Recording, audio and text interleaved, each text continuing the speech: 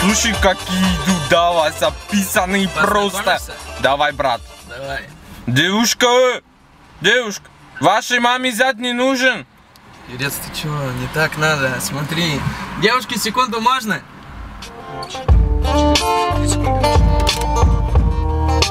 Сейчас.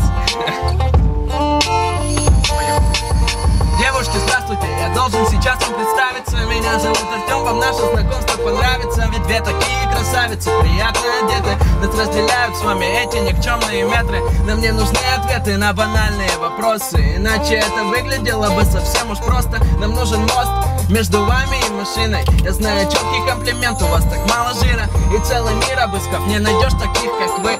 Соблазнительные дамы редкой красоты.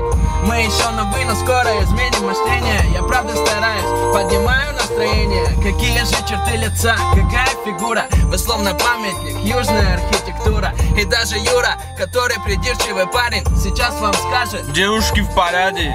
И это не вода, это правдивые строки. И вы меня не бойтесь, не выжму ваши я соки. Вы точно в шоке, и я надеюсь, что приятно. Голова кругом, и ноги становятся ватой. Да я смотрю без мата, вы без слов красноречивы. Я прям ушатан этим взглядом ангельской девы. И все так мило, предлагаю присесть в машину. Все будет хорошо, смотрите на это обширно. Мы можем просто прогуляться или сесть в кафе.